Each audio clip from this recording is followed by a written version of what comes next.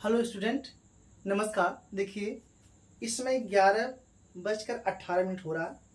पहले समय दिखा दे। दिखाने का मतलब क्यों है, क्या है, बताएंगे भी।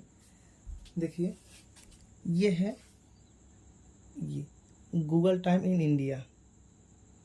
ठीक, ये व्हाट्सएप 11:18 हो रहा है। ठीक है, अब देखिए, ये समय इसलिए बताया है कि डेली यही मेरा है कार्य। रात भर वीडियो बनाना, एडिट करना, अपलोड करना, अकेले सब कुछ करना पड़ता है। बस जो भी मेहनत हम कर रहे हैं इसको बेकार नहीं जाने देना है। जितना पढ़ाएंगे इसको आपको अच्छे से पढ़ना है। उसके बाद इस वीडियो को शेयर करना है। और जो लोग अभी तक सब्सक्राइब नहीं किए हैं तो ज़रूर सब्सक्राइब करेंगे, शेयर करेंगे, कमेंट ज़रूर करेंगे कि क्या चीज़ समझ में आया या नहीं आया। ठीक है, और उसके साथ साथ 1 या 2 कमेंट, पॉजिटिव कमेंट, अच्छा सा कमेंट करना है जिससे हमारा उत्साह बढ़े और हम रात कितना भी हो जग कर वीडियो बना सकें। क्योंकि रात में वीडियो बनाने का वजह ये है, इसमें शांत माहौल है और अब शोर नहीं हो रहा है, इसलिए इतनी टाइम तक जग कर अब वीडियो शुरू करें बनाने के लिए। तो देखिए, आज हम पढ़ने वाले हैं फिजिक्स क्लास 12th का। और इसमें चैप्टर है वैद्युत आवेश तथा वैद्युत क्षेत्र। ठीक, अब देखेंगे ये तो अभी नए में जो इस समय चल रहा है उसमें चैप्टर दिया है इस नाम से। लेकिन हम क्या करेंगे, जो बहुत पुराने बहुत पहले था उसके अनुसार चलेंगे। इसमें जो चैप्टर पढ़ाएंगे, जब ये चैप्टर समाप्त होता है तो समझिए आपका 2 चैप्टर समाप्त हो जाएगा। क्योंकि जो वैद्युत आवेश तथा वैद्युत क्षेत्र है ये एक 3rd चैप्टर, मतलब गॉस का प्रमेय जो है उसको छोड़कर आप वैद्युत विभव वाला जो चैप्टर है उसको और इसको एक ही में पढ़ा देंगे। चलिए शुरू करते हैं। तो सबसे पहले हेडिंग है कूलाम का नियम। कूलाम का नियम।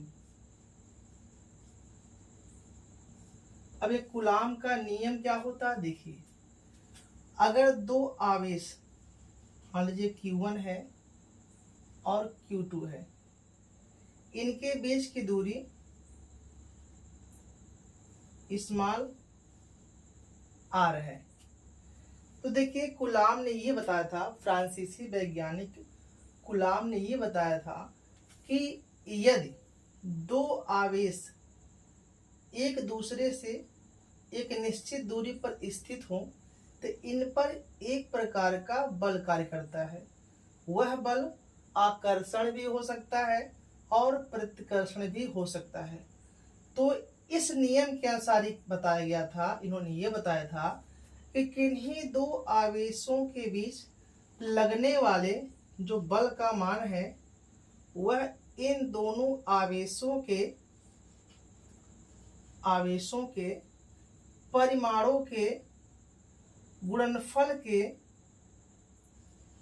अनुपाती होता है। और इनके बीच की जो दूरी है उस दूरी के वर्ग के द्युतकर्मानुपाती होता है। इसका मतलब ये है कि अगर इनके बीच की दूरी बढ़ाते हैं तो ये बल का मान कम होता जाएगा। अगर दूरी इनका कम करते हैं, मतलब इनको पास में ले आते हैं, तो जो बल का मान है वह बढ़ता जाएगा। तो फिर से देख लीजिए, कूलाम का नियम क्या था कि इस नियम के अनुसार जब भी एग्जाम में एक आध नंबर में पूछ लेता है कूलाम का नियम क्या है या कूलाम का नियम लिखिए, तो क्या कहेंगे, और बाकी सब नहीं बताना कि फ्रांसीसी वैज्ञानिक ये उन्होंने ये बताया था, ऐसा कुछ नहीं। डायरेक्ट लिखेंगे कि इस नियम के अनुसार या कूलाम के नियम के अनुसार किन्हीं 2 आवेशों के बीच लगने वाले जो बल है उस बल का मान उन आवेशों के परिमाणों के गुणनफल के समानुपाती होता है या अनुक्रमानुपाती होता है और उनके बीच के दूरी के वर्ग के द्युतकर्मानुपाती होता है। अब ये मान लीजिए एक इक्वेशन है, ये 2। अब इन दोनों को अगर मिलाते हैं तो एक साथ हो जाएगा। अगर एक साथ करते हैं तो Q1 Q2 और बटे R स्क्वायर। अब देखिए इससे वही चीज हो गया, ये इसके अनुक्रमानुपाती है और ये है व्युत्क्रमानुपाती। ठीक, तो अब क्या करते हैं, यहाँ पर थोड़ा और बढ़ा देंगे। ये जो अनुक्रमानुपाती का चिन्ह है, जब इसको हटाते हैं तो ये चिन्ह आता है बराबर का, और यहाँ एक नियतांक आता है K, Q1 Q2 बटे R स्क्वायर। और थोड़ा इसमें बढ़ा देंगे कि जो K है नियतांक है, ठीक है, इसका मान होता है यहाँ पर 9 गुणे 10⁻⁹, मतलब प्रयोग के आधार पर इसका मान, इस नियतांक का मान जो है वो इतना आता है। और Q1 Q2 बटे R स्क्वायर। तो ये ध्यान रखेंगे, इससे जो भी आगे इसमें क्वेश्चन या न्यूमेरिकल लगाना होगा वह इसकी मदद से लगाएंगे। और देखिए, यदि जो आवेश है यदि वह निर्वात या वायु में होता है तो जो K है, इस K का मान होता है 1/4 पाई एप्सिलॉन0, ये होता है। तो अब सूत्र क्या बन जाएगा, यह बराबर इसके स्थान पर लिखेंगे 1/4 पाई एप्सिलॉन0 K, और ये Q1 Q2 बटे R स्क्वायर, ये हो गया। और एप्सिलॉन0 क्या है, ये निर्वात की वैद्युतशीलता है, ये ध्यान रखेंगे। ठीक है, अब देखिए इसमें और थोड़ा सा बढ़ा दे रहे हैं। फिलहाल आपका कूलाम का नियम हो गया, यहाँ तक करेंगे कूलाम का नियम हो गया। आगे बता रहे हैं क्योंकि आगे जो हम सिद्ध करेंगे तो ये कहीं न कहीं आपका ये वहाँ पर काम आएगा।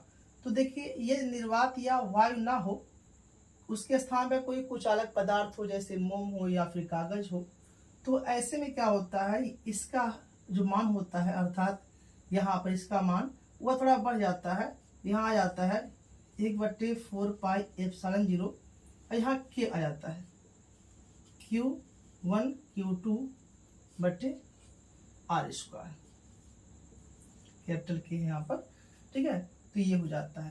तो यहाँ पर ध्यान देना है, ये आपका कूलाम का नियम ही पूरा हो गया। नियम यहीं तक था, बस ये आगे बढ़ाए हैं क्योंकि इसी की सहायता से आगे हम जो कुछ थ्योरी है इसको सिद्ध करेंगे। आगे देखिए, इसको मिटा रहे हैं। कूलाम का नियम हो चुका है। इसके बाद कुछ हेडिंग छोड़ेंगे जो ज़्यादा इम्पोर्टेंट नहीं है, बाकी जो इस चैप्टर से इम्पोर्टेंट हेडिंग है उन सबको भी यहाँ पर बताने वाले हैं। ठीक, देखिए इसके बाद बताएंगे हेडिंग वैद्युत क्षेत्र। वैद्युत क्षेत्र, थोड़ा 1 मिनट चेक करें वीडियो चल रहा है या नहीं। 1 मिनट, ठीक है।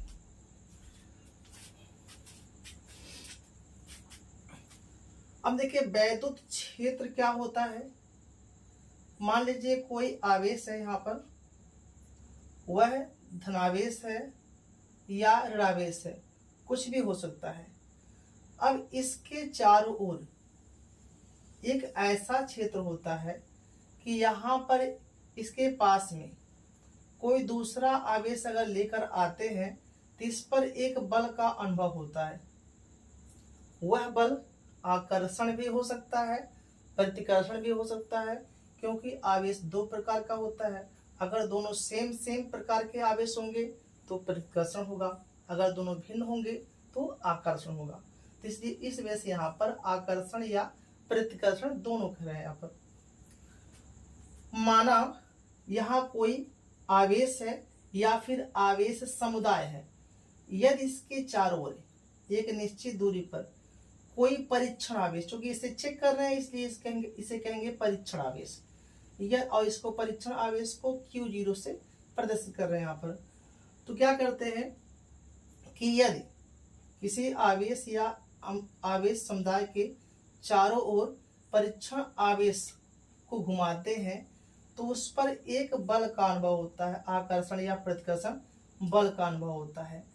और वही जो बल होता है, जहाँ तक इसका बल का अनुभव करता है, जिस एरिया तक का या जिस क्षेत्र तक का, देखिए एक निश्चित क्षेत्र तक होगा, ऐसा नहीं कि यहाँ पर किया फिर यहाँ किया, नहीं, इसके चारों ओर समान दूरी पर, ये चारों ओर जो है एक बल का अनुभव करेगा, और जहां तक ये बल का अनुभव करता है, या कह सकते जहां तक इसका प्रभाव होता है, उसका कहलाता है वैद्युत क्षेत्र। ठीक है ना। तो किसी आवेश या आवेश समुदाय के चारों ओर का वह क्षेत्र जहां तक इसका प्रभाव होता है, वो कहलाता है वैद्युत क्षेत्र। ठीक। अब देखिए वैद्युत क्षेत्र की तीव्रता, इसके बाद अगला हिंट रहेगा वैद्युत क्षेत्र की तीव्रता। अब ये क्या होता है, देखिए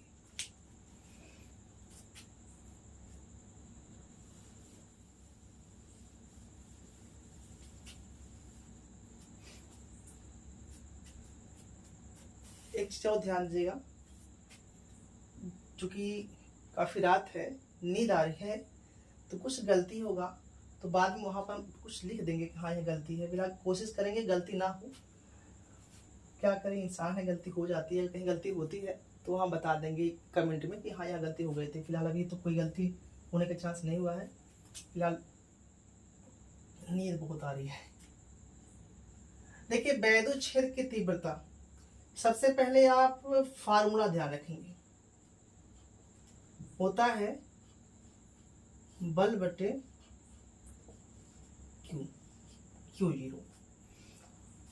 अब यहां पर क्या है कि इस तीव्रता का मान क्या है, ये बल और आवेश के अनुपात को यहाँ पर तीव्रता कहेंगे, क्योंकि इसका मान इसके अनुपात के बराबर है।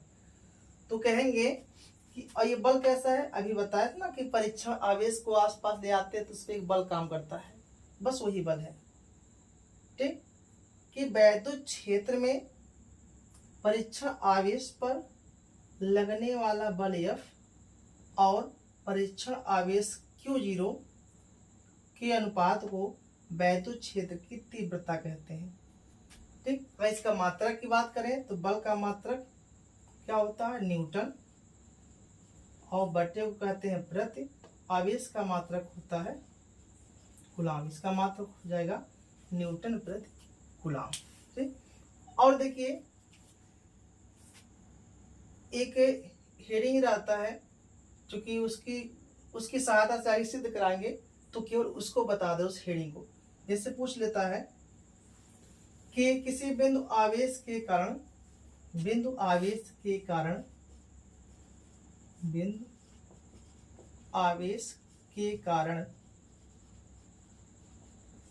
किसी बिंदु पर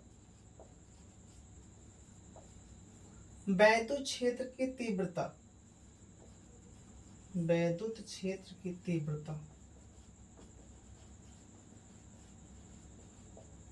तीव्रता। तो मान लीजिए यहाँ पर कोई आवेश है और किसी बिंदु ऊपर है, और यहाँ से स्मॉल r दूरी पर कोई बिंदु P है। ठीक। और अभी अनंत पर कोई परीक्षण आवेश Q0 पर है। तो पहले इसको लिखेंगे कि माना एक वैद्युत आवेश के परावैद्युतांक वाले माध्यम में बिंदु O पर स्थित है, इससे स्मॉल r दूरी पर कोई बिंदु P है, जहां पर वैद्युत क्षेत्र की तीव्रता ज्ञात करनी है। तो अब यहां ध्यान देंगे कि परीक्षण आवेश Q0 अभी अनंत पर है, मतलब क्षेत्र से बाहर है। अब जब इसको यहाँ पर देखिए, सबसे पहले तो इस तीव्रता निकालना यहाँ पर, तो तीव्रता निकालने के लिए देखिए क्या करेंगे, ये आवेश जब यहाँ पर आता है, इसको यहाँ ले आते हैं, तो इस पर एक बल कार्य करता है।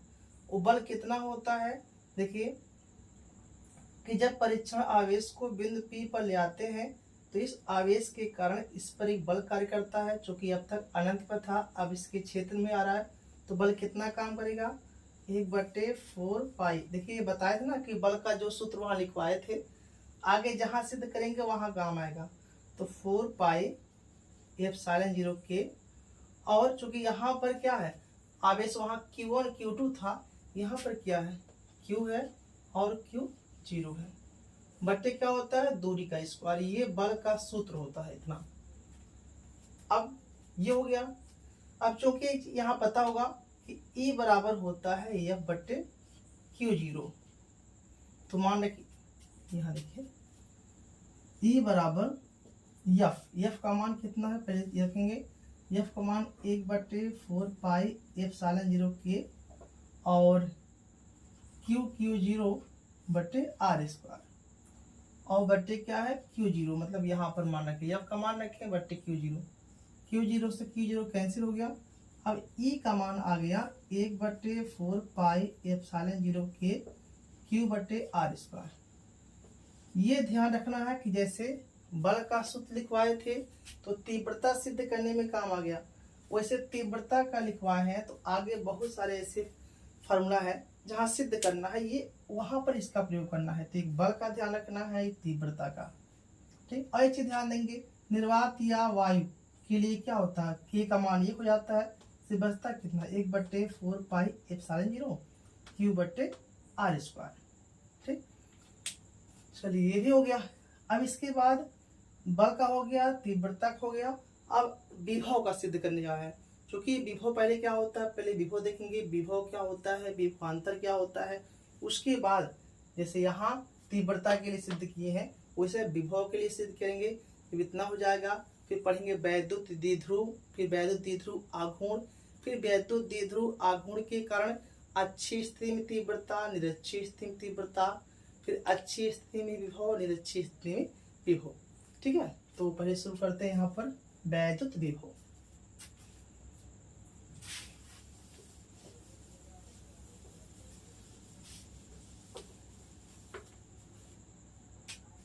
देखिए वैद्युत विभव क्या होता है, वैद्युत विभव, चलिए मान लीजिए कोई यहाँ पर एक आवेश है बिंदु O पर। अब ये पता होगा कि इसके चारों ओर क्या होता है, वैद्युत क्षेत्र होता है, जहां तक इसका प्रभाव होता है वो कहलाता है वैद्युत क्षेत्र। अब यहाँ से यहाँ तक मान लीजिए कोई परीक्षण आवेश है, तब तक इस पर बल कार्य करेगा, आकर्षण हो या प्रतिकर्षण हो इस पर बल कार्य करेगा। लेकिन जैसे यहाँ से यहाँ कर देंगे तो इसका प्रभाव बिल्कुल यहाँ समाप्त हो जाएगा, तो कहेंगे कि ये अनंत पर है, मतलब इसके पहुंच से बाहर है, मतलब अनंत पर है, बहुत दूर है। तो अब ये अनंत पर है, ये मान लिए। अब क्या करते हैं, और ये आवेश एकांक है या परीक्षण आवेश को, ठीक है। तो परीक्षण आवेश जो है अगर इसको वैद्युत क्षेत्र के भीतर ले आते हैं, देखिए इसका दो डिफरेंस होता है, एक एकांक मानेंगे और एक परीक्षण आवेश मानेंगे। तो पहले इसी को हम बता दें। देखिए यदि परीक्षण आवेश को यहाँ लाते हैं तो कुछ कार्य करना पड़ता है। सबसे पहले विभव का सूत्र क्या होता है, V बराबर W बट्टे Q0। अगर ये सूत्र पता है तो डिफिनेशन वैसे ही पता चल जाएगा, क्योंकि कार्य और परीक्षण आवेश के अनुपात को वैद्युत विभव कहते हैं। यहाँ क्या होगा कि अब यहाँ बता ना कि अनंत पर है, अनंत पर है, तो अनंत से परीक्षण आवेश को वैद्युत क्षेत्र के किसी भी बिंदु पर, वैद्युत क्षेत्र के भीतर किसी भी बिंदु तक ले आने में किया गया कार्य W तथा परीक्षण आवेश Q0 के अनुपात को उस बिंदु पर वैद्युत विभव कहते हैं। इसका मात्रक क्या होगा, ये वर्क है, कार्य है, कार्य का मात्रक होता है जूल, ये प्रति है, बटे को प्रति कहते हैं, ये होता है कूलम, और इसी को वोल्ट कहते हैं, ठीक। तो ये हो गया कि परीक्षण आवेश को अनंत से वैद्युत क्षेत्र के भीतर किसी बिंदु पर ले आने में किया गया कार्य W तथा परीक्षण आवेश Q0 के अनुपात को उस बिंदु पर वैद्युत विभव कहते हैं। इसका मात्रक जूल प्रति कूलम या फिर वोल्ट होता है, ठीक। अब देखिए विभवांतर, विभवांतर भी सेम ऐसे डिफिनेशन होता है, बस अंतर क्या होता है देख लीजिए।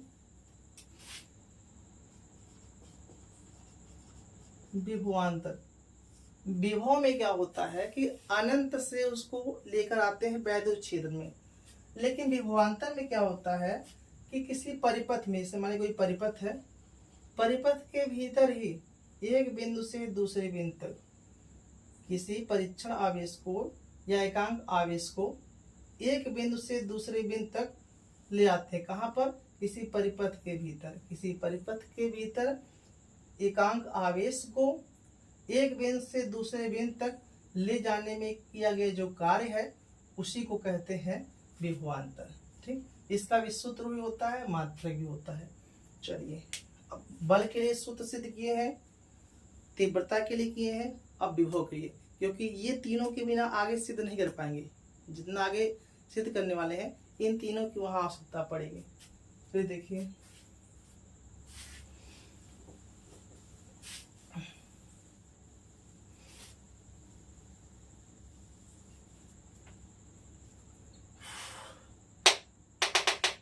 आगे सिद्ध कराना है बोर्ड पे, कहाँ तक आएगा एक बार चेक कर ले। यहाँ तक आगे नहीं आएगा, चेक कर ले बोर्ड कहाँ तक दिख रहा है।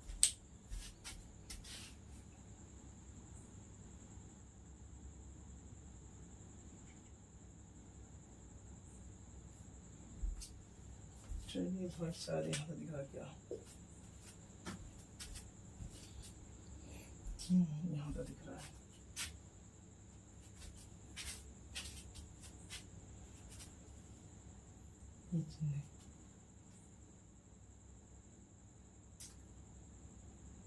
विभव का चलिए देखिए सिद्ध करा इतने विभव का भी।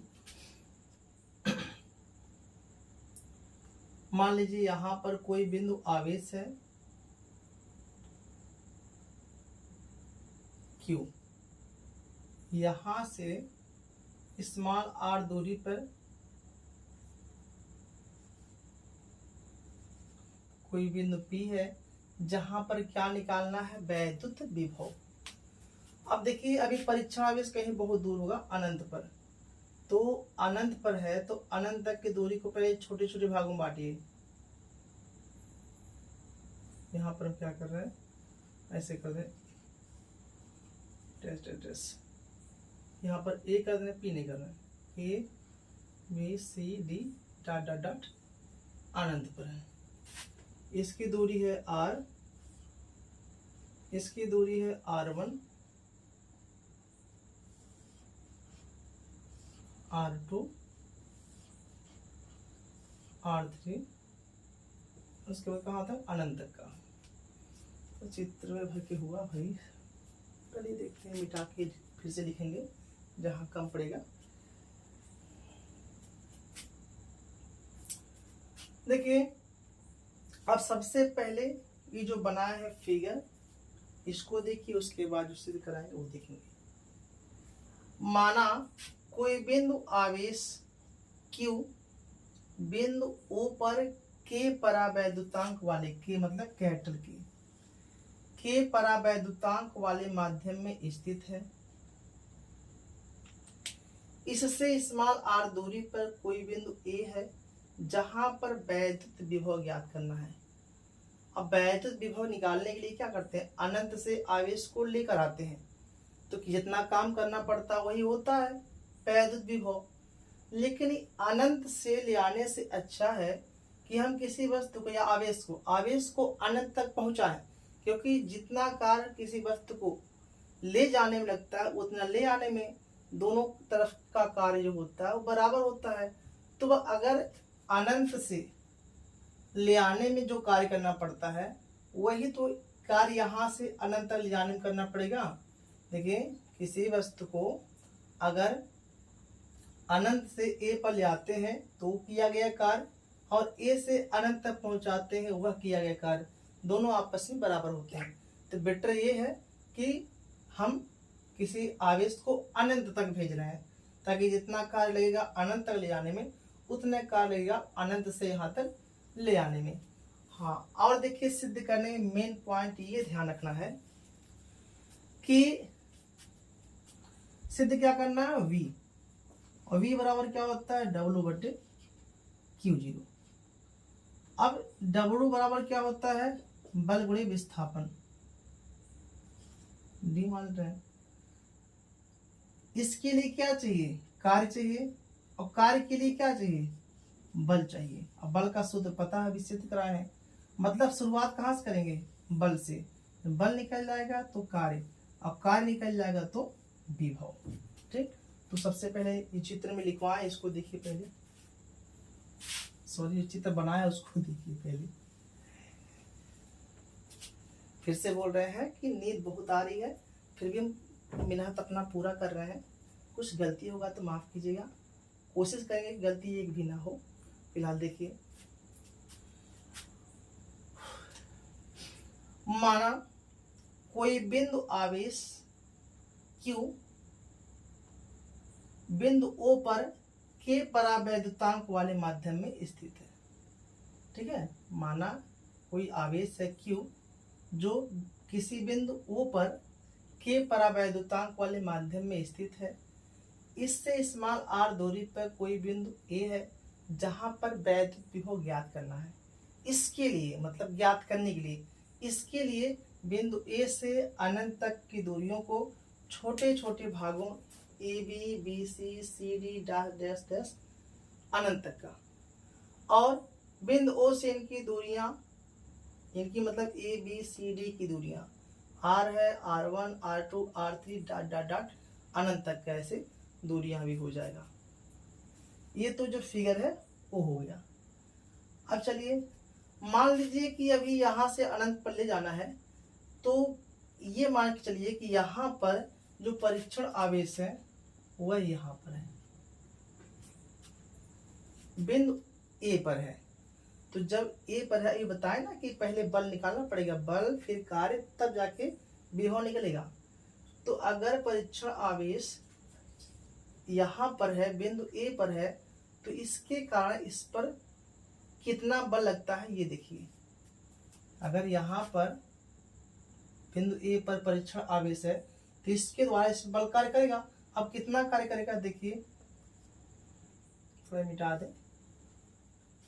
अब बल का सूत्र क्या होता है, 1/4 पाई एप्सिलॉन 0 के और Q Q0, क्योंकि आवेशों का गुणनफल होता है, बटे यहाँ पर r स्क्वायर, दूरी कितना है r स्क्वायर।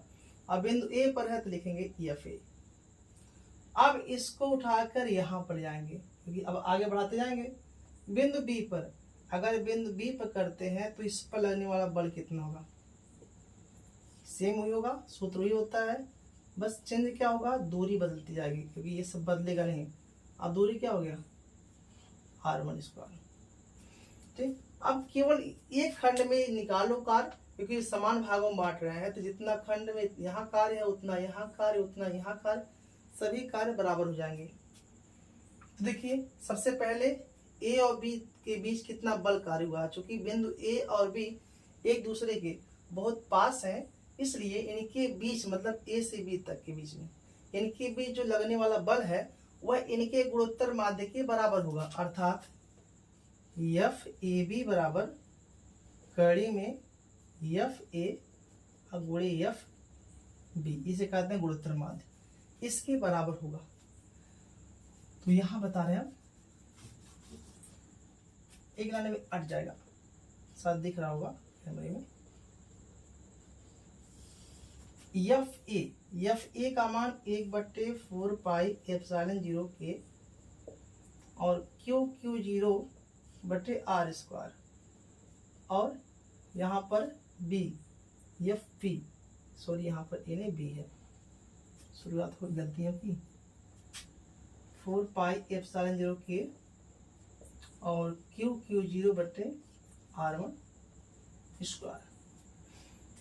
अब इसको हल करेंगे, ध्यान देंगे कितना आएगा, FAB,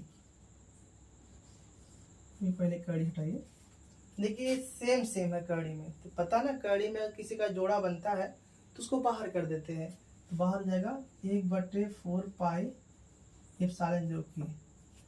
अब एक Q0 भी 2 बार है, बाहर हो जाएगा। r स्क्वायर है, इसका वर्गमूल हो जाएगा r, r1 स्क्वायर है, इसका वर्गमूल हो जाएगा r1। ये हो गया A से B तक ले आने में, जब ले जाते हैं तो उसके बीच कितना बल कार्य करता है, ये बल हो गया। अब बताएं कि बल निकालेंगे उसकी सहायता से कार्य निकालेंगे। तो जब ए से बी तक ले गए हैं तो कितना कार्य करना पड़ा, तो कार्य W बराबर ए बी। क्या होता है, बल गुणे विस्थापन। तो ए और बी के बीच बल कितना काम हुआ, बल कितना कार्य कर रहा है, A B, F A B. अब विस्थापन कितना, मतलब यहाँ से यहाँ तक ले गए तो कितना विस्थापन हुआ, ये इतना होगा। तो दूरी R1 में से R कम कर देंगे, ये दूरी आएगा, देखिए यहाँ से यहाँ तक R1 है, R1 में से इतना घटा देंगे ये तो बचेगा, तो दूरी कितना हो जाएगा, मतलब विस्थापन कितना हो जाएगा, R1 माइनस R। बस कुछ करना नहीं, एफ ए बी का मान रखिए। एफ ए बी का मान कितना है, 1/4 पाई एप्सिलॉन 0 के क्यू 0 बटे R1 और गुणे कितना है, R1 माइनस R। इसी को हल करते जा रहे हैं। अब यहाँ देखिए क्या होगा, ये तो कोई परिवर्तन इसमें होगा नहीं, यहाँ होगा। इसको Q0 को इसके बट्टे कर दिए, बेटर ये रहेगा, इसके बटे रहे तो ठीक है। अब यहाँ R1 माइनस R और बटे R1। और देखिए कैसे इसको हल करेंगे, और इसको कुछ नहीं करना है, इसको लिखते जाएंगे। यहाँ एक बार R1 के बट्टे दोनों कर सकते हैं, अदरवाइज R के बट्टे दोनों कर देंगे। यहाँ Q0 बट्टे 4 पाई एप्सिलॉन 0 के R1 से R1 कैंसिल हो गया, 1/R बचा, इससे कट गया 1/R1। ठीक, ये किसके बीच में आ गया, WAB। इसी प्रकार से इतना ही कार्य BC में होगा, CD में होगा और आगे होगा। तो देखिए यहाँ पर मिटा दे रहे हैं हम, यहाँ दिख रहा है, यहाँ लिख रहा है, कोई बात नहीं। अब इसको अभी मिटा दें, बाद में एक बार और लिखते लिखेंगे। इसी प्रकार BC के बीच में WBC। देखिए ये चीज तो कॉमन है, सब में सेम रहेगा। Q0 बटे 4 पाई एप्सिलॉन 0 के, और ये बदलता रहेगा। जब A और B की बात हो रही थी तो A और B के साथ कौन है, R है, R1 है। अब BC की बात कर रहे हैं तो क्या होगा, R1 और R2, मतलब आएगा 1/R1 माइनस 1/R2। ऐसे WCD का ये तो सेम रहेगा। क्या होगा, CD में R1 R2 हो गया, तो यहाँ R2 R3 हो जाएगा, 1/R2 माइनस 1/R3। इसी प्रकार से अनंत तक चलता जाएगा। ठीक, अब इसको मिटा रहे हैं। बस ये बता देना कि जितना ले जाने में कार्य उतना ले आने में कार्य, ये ध्यान रखेंगे।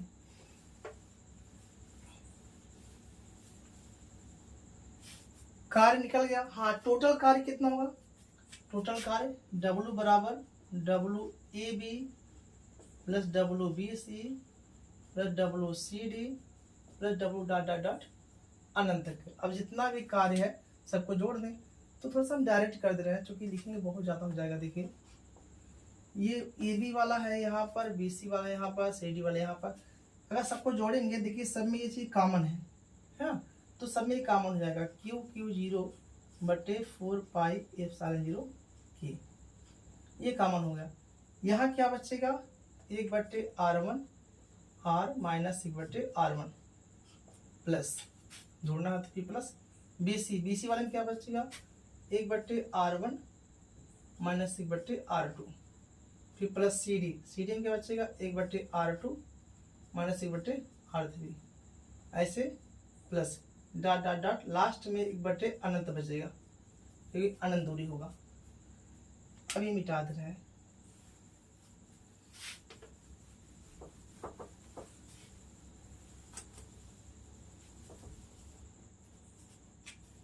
क्या करेंगे यहाँ पर, देखिए Q0 बटे 4 पाई एप्सिलॉन 0 के, ये इससे कटता जाएगा। देखिए सब कटता चला जाएगा। सिर्फ बचेगा 1/R बचा, 1 अनंत बचेगा। अब 1 अनंत का मान 0 होता है, सिर्फ और सिर्फ बचेगा Q0 बटे 4 पाई एप्सिलॉन 0 के, और यहाँ 1/R। कार्य मिल गया। अब निकालना क्या, विभव। पता होगा विभव क्या होता है, V बराबर W बटे Q0, बस इसी W का मान यहाँ निकल गया, ऊपर के Q0 बटे 4 पाई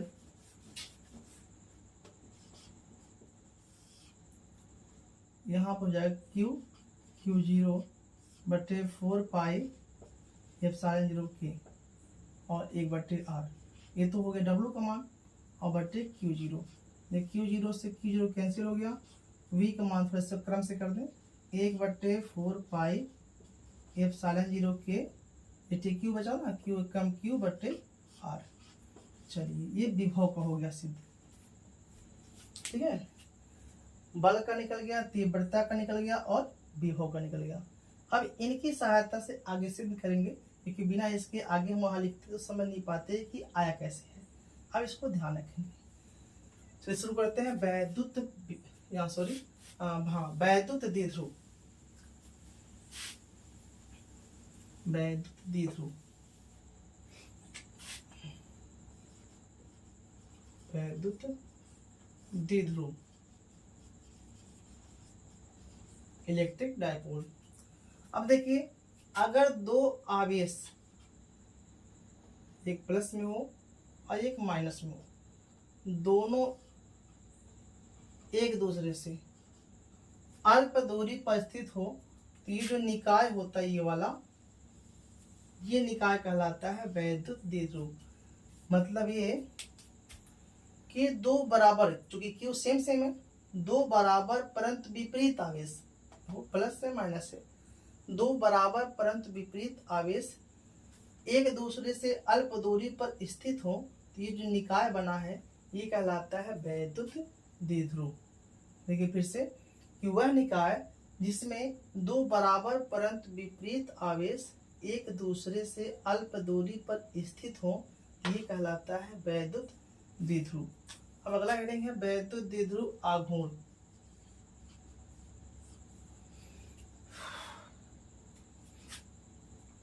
अब ये क्या होता है, देखिए, इन दोनों में से कोई एक आवेश ले लेते हैं और इनके बीच की जो अल्प दूरी लेते हैं, इन्हीं का गुणनफल होता है वैद्युत द्विध्रुव आघूर्ण।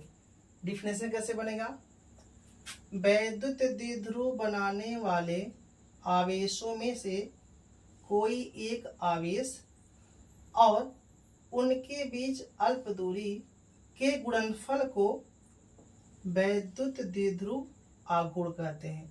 इसे P से दर्शाते हैं। P बराबर क्या होगा, Q गुणे 2L।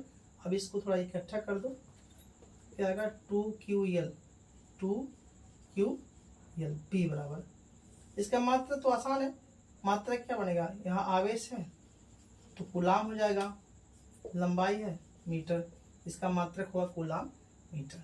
चलिए, वैद्युत द्विध्रुव हो गया, वैद्युत द्विध्रुव आघूर्ण हो गया। अब देखिए, वैद्युत द्विध्रुव के कारण चार्ज सिद्ध करना है, ये चारों बहुत इंपॉर्टेंट है। देखिए,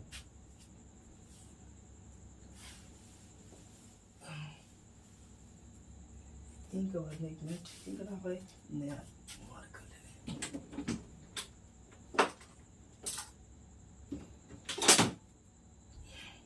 चलिए, इनके भरने में टाइम लगेगा, बेहतर यह है कि नए मार्कर का इस्तेमाल करते हैं। तो इसमें स्टार्ट है हेडिंग यहाँ से, अक्षीय स्थिति में, यहाँ पूरा लिख दो, मिनट बड़ा हल्का सिखा दे रहा है। वैद्युत द्विध्रुव के कारण, वैद्युत द्विध्रुव के कारण अक्षीय स्थिति में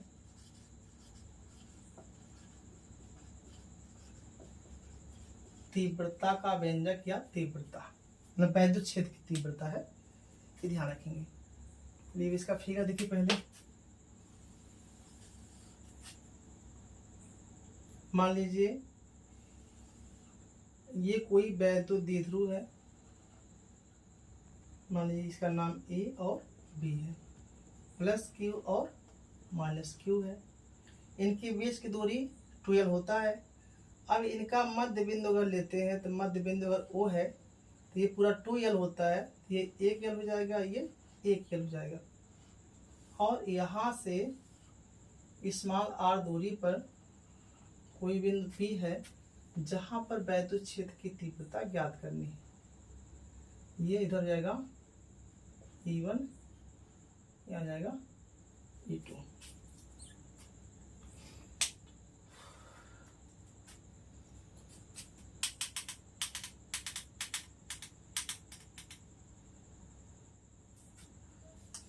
प्यास लग गया, क्या होता है, पानी वेरी गुड यार।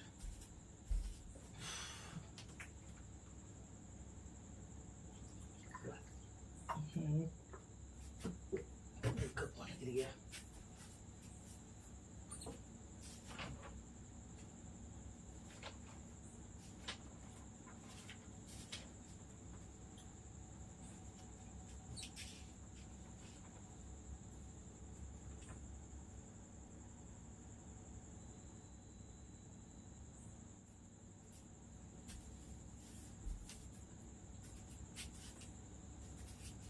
देखिए अब इसको लिखेंगे कैसे। माना एक वैद्युत द्विध्रुव AB के परावैद्युतांक वाले माध्यम में स्थित है। इसके मध्य बिंदु O से स्मॉल r दूरी पर कोई बिंदु P है, यहाँ होगा E2 और E1। ठीक है, ध्यान रखेंगे ये जो होता है प्लस Q के कारण तीव्रता हमेशा बाहर की तरफ होता है, माइनस Q के कारण तीव्रता अंदर की तरफ होता है। ठीक है, फिर से देखिए, और जो बोलने जा रहा है इसी को 4 बार सेम चीज बोलना है, सिद्ध करेंगे 4 बार सेम बोलना है। क्या होगा कि माना एक वैद्युत द्विध्रुव AB के परावैद्युतांक वाले माध्यम में स्थित है। इसके मध्य बिंदु O से स्मॉल r दूरी पर कोई बिंदु P है जहां पर वैद्युत क्षेत्र की तीव्रता ज्ञात करना है। ठीक है, इतना हमेशा बोलना है। अब देखिए, यदि द्विध्रुव के आवेशों, या लिख दे रहे हैं, यदि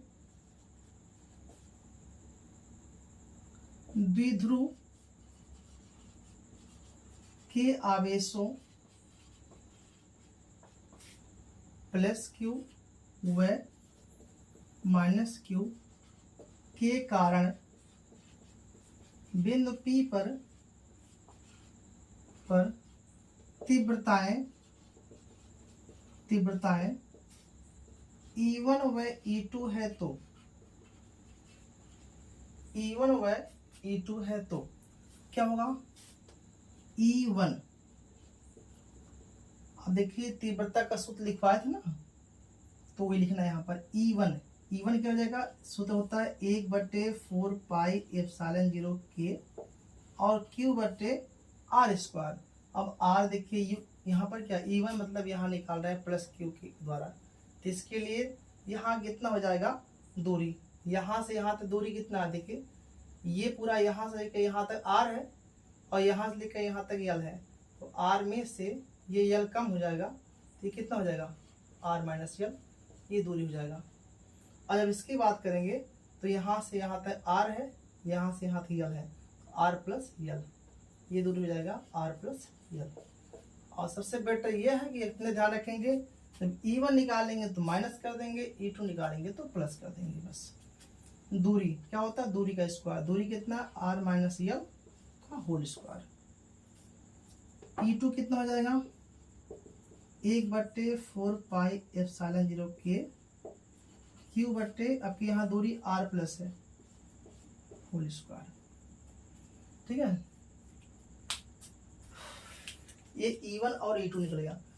अब टोटल तीव्रता कितना होगा, बिंदु P पर परिणामी तीव्रता कितना होगा, तो लिखेंगे यदि बिंदु P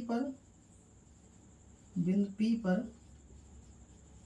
परिणामी तीव्रता E है तो क्या हो जाएगा, E बराबर E1 प्लस E2 अब यहाँ पर E2 को माइनस में करेंगे क्योंकि उसकी दिशा, दोनों की दिशा भिन्न है, इसलिए E2 को माइनस कर देंगे। तो अर्थात E का मान कितना आएगा, E1 माइनस E2। बस अब यही मान यहाँ पर E1 E2 की रखना है। अब हल करना है, बाकी मिटा देना सबको, क्योंकि बस क्या करना है, यहीं पर दोनों मान रख के केवल इसको सॉल्व करना है। ठीक है, पूरा मिटा देना है।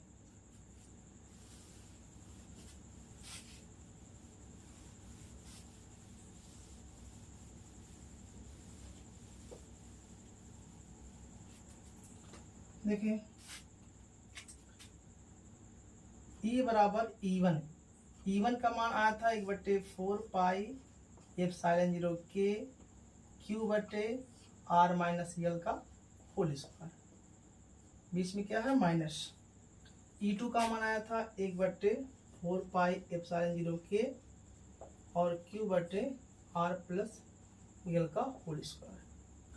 अब क्या करेंगे कि देखिए कॉमन दोनों में क्या है, ये कॉमन है और दोनों में Q कॉमन है, मतलब Q बटे 4 पाई एप्सिलॉन 0 के कॉमन है।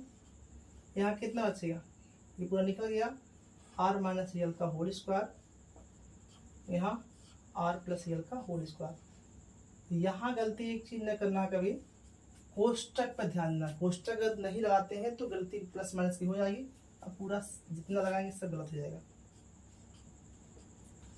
अब देखिए इसमें क्या करेंगे, ये तो कुछ करना नहीं यहाँ पे, ये भाई नीचे पूरा नीचे कराइए, R minus L R plus L, इसका उड़ा यहाँ कराएंगे R प्लस L, यहाँ R माइनस L का होल स्क्वायर, ये सब L आई नहीं है, नीचे गुणा कराए तेरे गुणा कराए हैं। अब देखिए इसमें क्या करते हैं, यहाँ तो इससे कोई मतलब नहीं है, ये तो सेम रहेगा। देखिए नीचे क्या है, नीचे माइनस है प्लस है, यह है कि a minus B A plus B का होल, मतलब सॉरी a माइनस बी एक कोष्टक में a प्लस बी है, तो वह सूत्र बनता है a square minus B square, मतलब यहाँ आएगा R square minus L square, और होल स्क्वायर था ही। अब इसको a प्लस बी में तोड़ेंगे, कोष्टक ध्यान देंगे, यहाँ पर कोष्टक नहीं तोड़ना है अभी ध्यान, कोष्टक को नहीं तोड़ना है, R square plus L square plus 2RL, ऐसे यहाँ भी R square plus L square और माइनस ना तो माइनस 2RL हो जाएगा। अब यहाँ कर देना है, वहाँ दिख रहा है, नहीं दिख रहा है। E बराबर 4 पाई एप्सिलॉन 0 के, अब वहाँ कोष्टक तोड़ सकते हैं इधर, अब कोष्टक तोड़ेंगे, नीचे देखिए क्या बनेगा, नीचे तो ये रहेगा, अभी कुछ नहीं परिवर्तन करेंगे, यहाँ R square plus L square plus 2RL, और यहाँ जब कोष्टक तोड़ेंगे माइनस ना, सब चिन्ह बदल जाएगा, R square minus L square plus 2RL, ये मिटा देना इधर।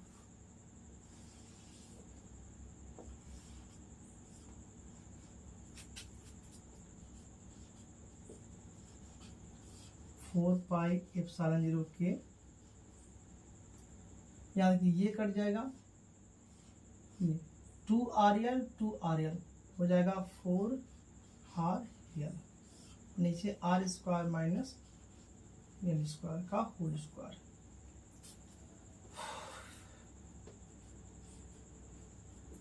अब यहाँ क्या करते हैं कि जो L स्क्वायर है इसको नगण्य मानते हैं, L स्क्वायर का नगण्य मानते हैं क्योंकि ये बहुत छोटी राशि है, अगर इसका और स्क्वायर करेंगे तो और छोटी राशि हो जाएगी, इसलिए L स्क्वायर को नगण्य मानेंगे, मतलब L को हटा देंगे, L स्क्वायर को,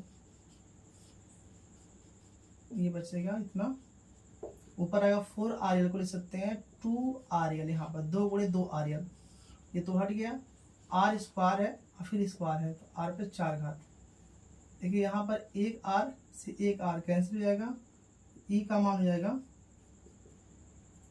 अब इसको उधर कर दीजिए, 1/4 पाई एप्सिलॉन 0 के, इधर आएगा तो 2 गुणे 2QL और बट्टे R 3 ठीक बचेगा। बस एक लास्ट लाइन और है, कितना हो जाएगा, E बराबर 1/4πε0k और ये के 2 और 2 के रियल होता है p। अभी बताएं ऐसे दिख रहा है, इसके पहले थोड़ा छोटा सा था। ये हो गया अच्छी स्थिति में तीव्रता।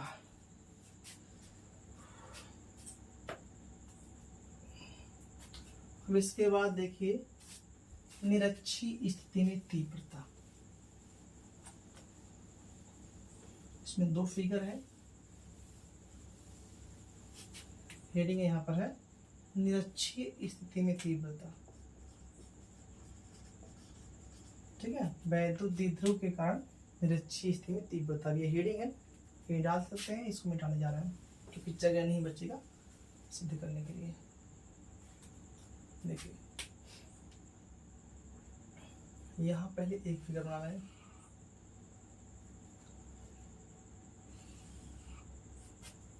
माना कोई वैद्युत द्विध्रुव है AB +Q और -Q, इसका कोई मध्य बिंदु है, यहाँ से स्मॉल r दूरी पर कोई बिंदु P है, जहाँ पर ये क्या होगा, L होगा, ये L होगा। फिर उसे कहना है कि माना एक वैद्युत द्विध्रुव AB, माना एक वैद्युत द्विध्रुव AB कैपिटल K परावैद्युतांक वाले माध्यम में स्थित है। इसके मध्य बिंदु O से निरक्षीय स्थिति में स्मॉल r दूरी पर कोई बिंदु P है, जहां पर वैद्युत क्षेत्र की तीव्रता ज्ञात करना है। अब देखिए इस आवेश से इसकी दूरी कितनी हो जाएगी, क्योंकि ये L है, R है, तो पाइथागोरस प्रमेय से ये हो जाएगा r² + L², और ये प्लस है, इसकी तीव्रता बाहर की तरफ होगी E1। अब यहाँ से इसकी दूरी कितना होगा, ये भी सेम RL है, इसकी दूरी r² + L² होगा। इसकी तीव्रता माइनस वाला इसी की तरफ होता है E2। अगर इनका परिणामी तीव्रता निकालते हैं तो ये बन जाएगा परिणामी तीव्रता E। अब इतना फिगर को अभी यहाँ बनाएंगे, पहले इसको बताएं। फिर से देखिए, माना एक वैद्युत द्विध्रुव AB कैपिटल K परावैद्युतांक वाले माध्यम में स्थित है। इसके मध्य बिंदु O से स्मॉल r दूरी पर कोई बिंदु P है, जहां पर वैद्युत क्षेत्र की तीव्रता ज्ञात करनी है। अब फिर लिखना इसके बाद, यदि द्विध्रुव के आवेशों +Q और -Q के कारण बिंदु P पर तीव्रताएं E1 और E2 है तो। अब इसको लिखने नहीं, बता दिए, बोल दिए यही लिखना था, यहाँ एक बार लिखे थे सेम। तीव्रताएं E1 और E2 है तो E1 बराबर क्या होगा, 1/4πε0k आवेश बटे क्या होता है, दूरी का स्क्वायर, और दूरी कितना है यहाँ पर कड़ी में r² + L², दूरी हो गया और दूरी का स्क्वायर। इसको थोड़ा हल करेंगे, 1/4πε0k Q बटे, ये कड़ी हट जाएगा, स्क्वायर है ना ऊपर, कड़ी हट जाएगा, r² + L², ये हो गया E1। तो इसी प्रकार से E2 भी होगा, इसी प्रकार E2 भी होगा। क्यों होगा, क्योंकि सेम दूरी है। तो E2 बराबर 1/4πε0k Q बटे r² + L²। चलिए, ये तो हो गया इस फिगर के लिए। अब इतने को यहाँ पर ले आ रहे हैं, क्योंकि इसके पहले कहते थे ना कि बिंदु P पर परिणामी तीव्रता E है, तो पहले यहाँ परिणामी तीव्रता E है, तो फिर कैसे मान निकालेंगे। पहले इतना फिगर इसको यहाँ बना रहे हैं, ये हो जाएगा, एक ही बार बना दे रहे हैं।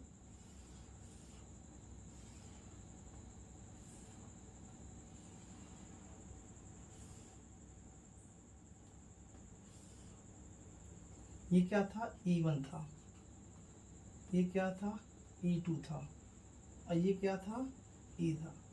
अब देखिए, अब यहाँ जो बोल रहे हैं ये लिखना रहेगा, यदि तीव्रताओं E1 और E2 को क्षैतिज और ऊर्ध्वाधर घटकों में वियोजित करते हैं तो वियोजित करने पर क्या होता है, ये थीटा वाला जो थीटा होता है, ये थीटा छोड़ के जो थीटा वाला होता है वह हमेशा कास में होता है, तो E1 का लिया जाए तो E1 कास थीटा होगा, और E2 का लिया जाए तो इधर भी क्या होगा, E2 कॉस थीटा होगा, और यहाँ E1 साइन थीटा होगा, नीचे E1 साइन थीटा होगा। ठीक है, देखिए तीव्रताओं E1 और E2 को ऊर्ध्व और क्षैतिज घटक में वियोजित करने पर जो E1 साइन थीटा और E2 साइन थीटा है, ये बराबर और विपरीत दिशा में होने के कारण एक दूसरे को निरस्त कर देंगे, जबकि E1 cos थीटा और E2 cos थीटा एक ही दिशा में होने के कारण परस्पर जुड़ जाएंगे। ठीक, तो क्या होगा, अतः बिंदु P पर परिणामी तीव्रता E बराबर क्या होगा, E1 cos theta plus E2 cos theta. और ध्यान रखेंगे यहाँ पर बराबर विपरीत क्यों, विपरीत तो दिख रहा है, बराबर क्यों, क्योंकि E1 E2 यहाँ देखिए सेम सेम है। अब यहाँ क्या होगा, E बराबर देखिए E1 लिख दीजिए 2 E1 cos थीटा, क्यों लिखेंगे, क्योंकि समान है, E1 E2 समान है, चाहे दोनों को E1 लिखिए चाहे दोनों को E2 लिखिए। मान रखेंगे 2 E1 का मान है 1/4 पाई एप्सिलॉन 0 के और Q बटे R square plus L square यहाँ पर है, और इंटू कॉस थीटा। अब कॉस थीटा का मान यहाँ पर रख रहे हैं, यहाँ से है कॉस थीटा। कॉस थीटा बराबर क्या होता है, आधार बट्टे कर्ण, तो L बट्टे कड़ी में R square plus L square. अब क्या करना है, L स्क्वायर को नगर मानने पर, L स्क्वायर को नगर मानेंगे तो कितना आएगा, यहाँ पर आएगा 1/4 पाई एप्सिलॉन 0 के, ये 2 को यहाँ करें 2QL एक साथ देखिए 2QL, नीचे कितना होगा, सिर्फ R स्क्वायर होगा, और यहाँ क्या होगा, ये तो हट गया, जितना L स्क्वायर है सब हट गया, R स्क्वायर। E बराबर हो जाएगा 1/4 पाई एप्सिलॉन 0 के 2QL होता है P, और यहाँ R स्क्वायर है ना, तो R स्क्वायर का वर्गमूल R जाएगा और बट्टे R स्क्वायर, तो R square into R cube, ये हो गया निरक्षीय स्थिति में तीव्रता। अब इसके बाद हिडिंग रहेगा कि वैद्युत द्विध्रुव के कारण अच्छी स्थिति में विभव और एक बार निरक्षीय स्थिति में विभव। चलिए देखिए, उसको मिटा रहे हैं।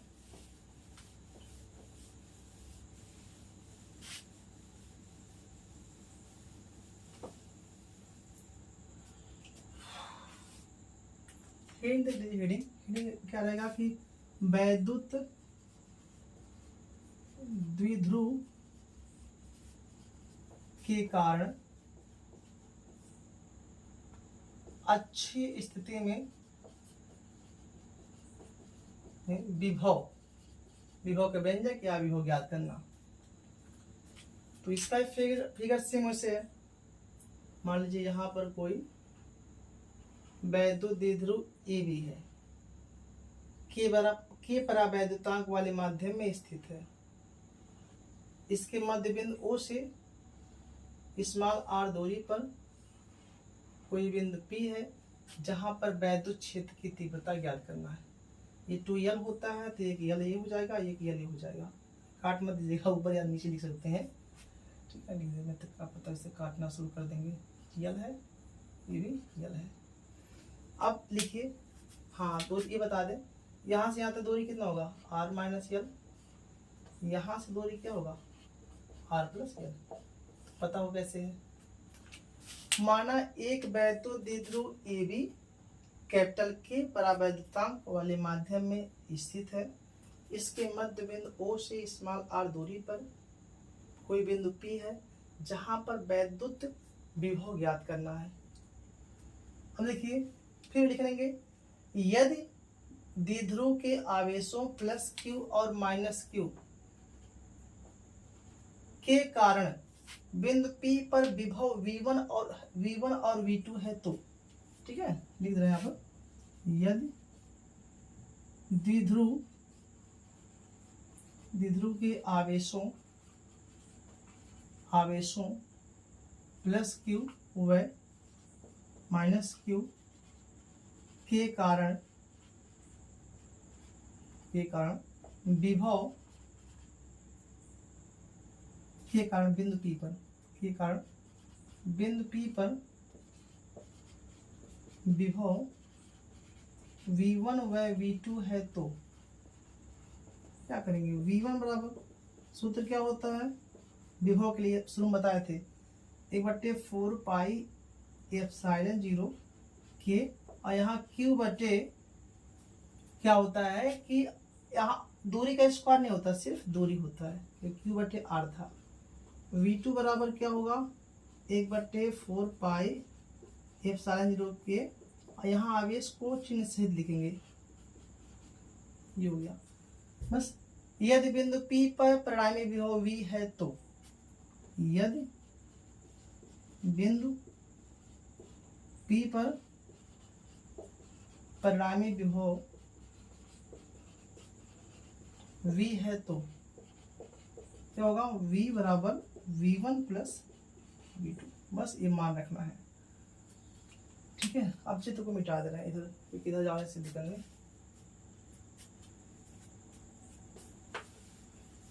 बोर्ड पे पूरा आए कहीं दिख, मेरे यहाँ तो शायद दिख रहा बोर्ड।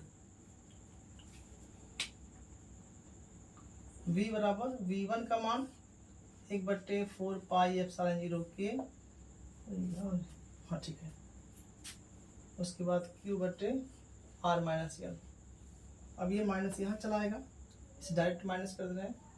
V2 का मान 1/4 पाई एप्सिलॉन 0 के, Q बटे यहाँ R प्लस L है। जैसे इसके पहले कॉमन लिए थे वैसे यहाँ भी कॉमन लेना, वैसे यहाँ त्रिज्या गुणा करना है, सेम वैसे लगाना है। V बराबर Q बटे, यहाँ देखिए Q एकम Q बटे 4 पाई एप्सिलॉन 0 के, यहाँ कितना होगा, यहाँ पर 1/R माइनस L है, और यहाँ 1/R प्लस L है। कोष्टक पर विशेष ध्यान देंगे। ठीक, अभी मिटा देने इधर। V बराबर Q बटे 4 पाई एप्सिलॉन 0 के, नीचे पहले गुणा करेंगे R minus L R plus L, नीचे गुणा नीचे हुआ, फिर त्रिज्या R प्लस L, ये R माइनस L।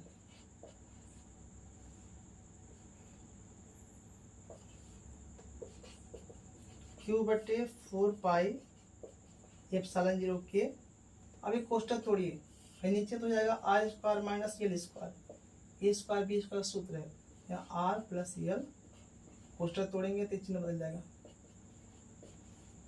R से R कैंसिल हो गया, इसको मिटा देना है, तो दिख रहा है।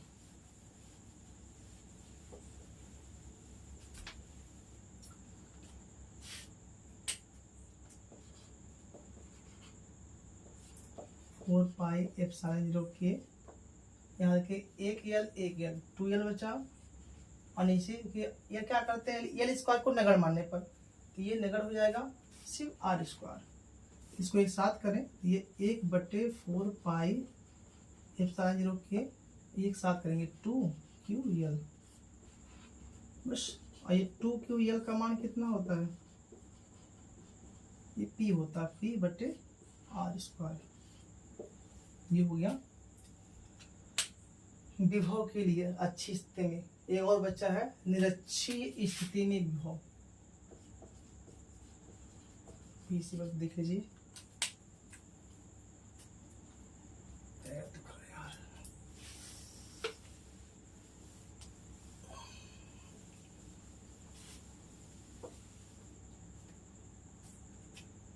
देखिए निरक्षीय स्थिति में, हाँ चित्र देखिए, चित्र वही देगा। अब कैसे है तो पता ही होगा, ये AB है, मध्य बिंदु O है, L होगा प्लस Q है माइनस Q है, और यहाँ क्या है स्मॉल r दूरी पर कोई बिंदु P है, ये दूरी है, यहाँ से यहाँ दूरी R square plus L square, यहाँ से दूरी R square plus L square. ठीक है, फिर लिखना है, पहले देखिए, माना एक वैद्युत द्विध्रुव AB कैपिटल के परावैद्युतांक में स्थित है, इसके मध्य बिंदु O से स्मॉल r दूरी पर कोई बिंदु P है जहां पर वैद्युत विभव ज्ञात करना है। फिर लिखेंगे यदि वैद्युत ध्रुव के आवेशों प्लस q और माइनस q के कारण बिंदु P पर विभव V1 और V2 है तो V1 बराबर 1/4 पाई एप्सिलॉन 0 के और q बटे दूरी क्या है r square plus l square. V2 1/4 pi epsilon 0 के ये माइनस चिन्ह से जिसको लिखेंगे r square plus l square. अब क्या है यदि बिंदु P पर परिणामी विभव V है तो V बराबर V1 प्लस V2।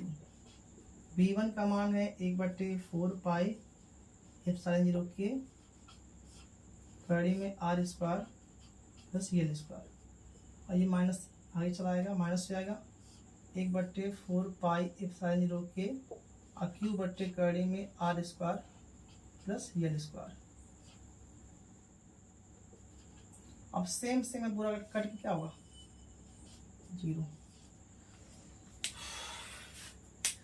तो इस प्रकार से इस चैप्टर का जितना भी इम्पोर्टेंट क्वेश्चन था सब हो गया और अगर कुछ बचता है तो इसका सेकंड पार्ट कर देंगे, नहीं तो सिर्फ इतना ही आपको तैयार करना है। वीडियो कैसा लगा कमेंट करके जरूर बताना है, शेयर जरूर करिएगा। ठीक है, धन्यवाद।